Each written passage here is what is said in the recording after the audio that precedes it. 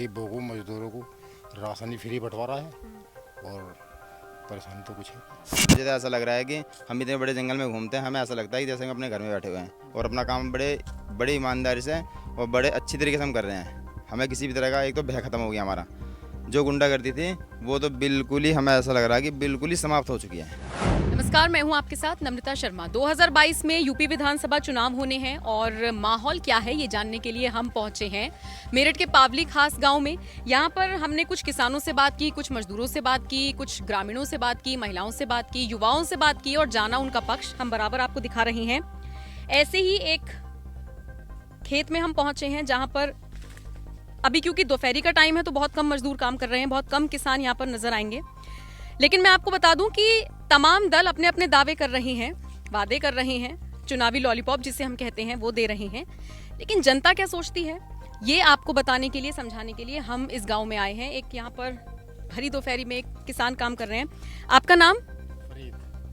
मुझे ये बताइए, योगी सरकार अभी सत्ता में है और 2022 में चुनाव होने हैं। आपको क्या लगता है, योगी अच्छा काम कर रहे हैं या ये सत्ता बदलनी चाहिए? योगी बढ़िया कर रहा काम, योगी जी बढ़िया कर रहे काम। भाई गरीबों को, मजदूरों को राशन ही फ्री बंटवा रहा है और परेशानी तो कुछ है। तो अखिलेश यादव कह रहे हैं कि यूपी की जनता बहुत नाराज है, बीजेपी से उखाड़ के फेंक देगी।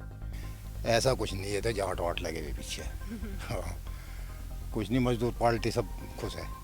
अच्छा, आप चूंकि एक समुदाय विशेष से आते हैं, कुछ मुस्लिमों से हमने बात की, उनका ये कहना था कि दंगे ज्यादा होने लगे हैं, टारगेट किया जा रहा है मुस्लिमों को। लगता है आपको ऐसा? दंगा होता है, जो आदमी खराब है तो उसके साथ तो खराब ही बर्ताव होगा, उसके साथ तो सख्ताई होगी। जो खराब है, जो कानून के खिलाफ है, जो कानून के दायरे में चल रहा है वो तो परेशान नहीं है ना, उसके साथ कोई परेशानी है। और बाकी आपको लगता है मुस्लिमों को टारगेट किया जा रहा है? ऐसा कुछ नहीं है, सब ठीक है, योगी सब सरकार। बढ़िया। तो आप चाहते हैं दोबारा योगी ही आए? भाई यही आ जाइए। हाँ। चलिए, शुक्रिया हमसे बात करने के लिए। कैमरा पर्सन अवकेश के साथ मैं नम्रता शर्मा, पावली खास, मेरठ। मेरा नाम सर विनोद कुमार है, मैं ग्राम पावली खास का रहने वाला हूँ। मैं किसान खेती का काम करता हूँ। विनोद जी, ये बताइए कि क्या चुनाव आने वाला है, क्या लगता है क्या किसान इस बार किस साइड जा रहा है, किसकी सरकार आप लोग बनते देखना चाह रहे हैं या किसको जिताएंगे? भाई ऐसा है, मैं बताऊँ आपसे बात, ये किसान है, किसान को कितना चाहिए? किसान को 350 भाव चल रहा है और 350 भाव चल रहा है गन्ने का किसान का, और इससे ज़्यादा क्या चाहिए? अब इसमें भी थोड़ा बहुत बढ़ा देंगे और इसमें भी अगर ये बढ़ा देंगे तो बढ़ी जाएगा। अगर बढ़ाने की सोच भी रहे हैं कि बढ़ाएंगे, पर जो सरकार चल रही है, सरकार में मैंने देखा है कि पिछली सरकार में इतनी गुंडागर्दी चल रही थी कि हम देखते थे कि हर वक्त हर जंगल में को निकलने में आदमी डरता था, रात बिरात को भी आदमी डरता था। अब क्या है, अब आदमी निसंकोच कहीं भी जा सकता है। मुझे तो ऐसा लग रहा है कि हम इतने बड़े जंगल में घूमते हैं, हमें ऐसा लगता है कि जैसे हम अपने घर में बैठे हुए हैं और अपना काम बड़ी ईमानदारी से और बड़े अच्छी तरीके से हम कर रहे हैं। हमें किसी भी तरह का, एक तो भय खत्म हो गया हमारा।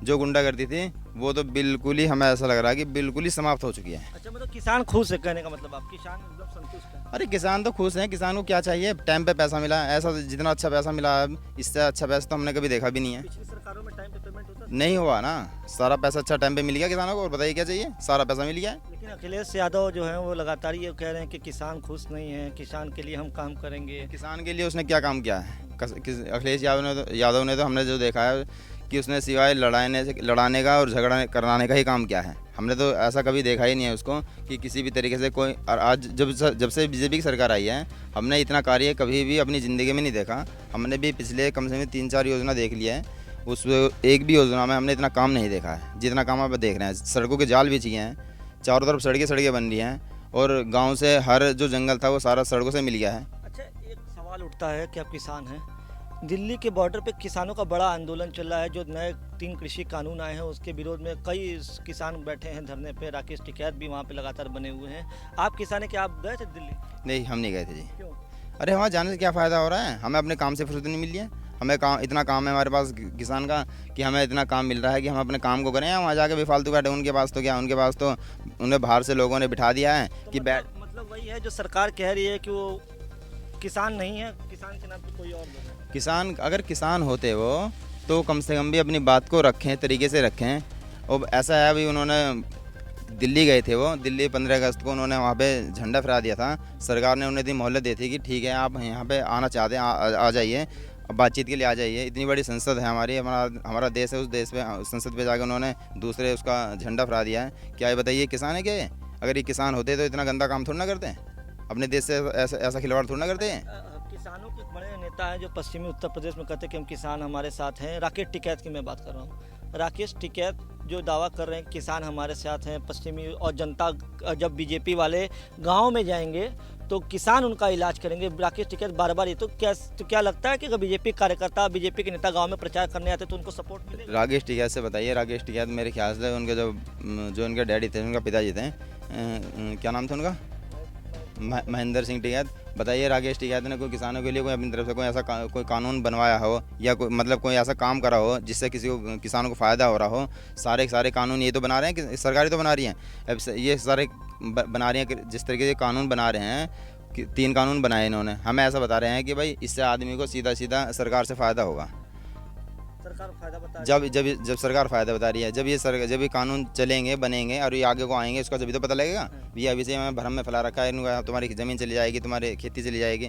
भाई ऐसा हमें कहाँ लग रहा है? अच्छा, तो ये मतलब कहने का मतलब कि जो दिल्ली के बॉर्डर पे हैं वो उससे कोई फर्क नहीं पड़ेगा यूपी में? इससे आ रही है। हाँ, अरे इससे कुछ नहीं फ़र्क पड़ने का। ये कुछ चंद लोग हैं ये जो बरगला रहे हैं, बाकी इनसे कुछ, हाँ, इनसे कुछ नहीं होगा, कुछ भी नहीं होगा इनसे किसी भी तरह का एकदम से।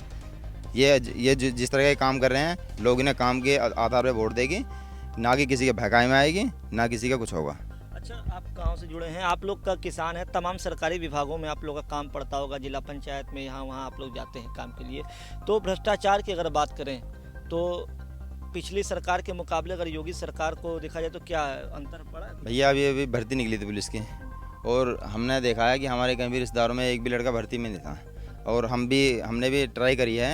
उस टाइम पे लोग हमसे, खुद मैंने मिलिट्री की तैयारी करी थी, मैंने फिजिकल भी मार दिया, सब कुछ करा था मैंने वहाँ से। उन्होंने मुझसे कहा कि भाई कुछ पैसा दे दो, हम तुम्हारा इसमें कर देंगे। अब हमारे एक चाचा का लड़का पुलिस में लगा है, वो बिल्कुल निस्वार्थ पुलिस में भर्ती हो गया। उससे किसी ने 1 रुपये के लिए भी नहीं कहा कि तू हमें 10 रुपये दे दे और हम तुम्हें भर्ती कर देंगे। रिश्वती खत्म होगी, भ्रष्टाचार तो नाम और निशान खत्म हो गया। भ्रष्टाचार तो है ही नहीं कहीं से कहीं तक भी।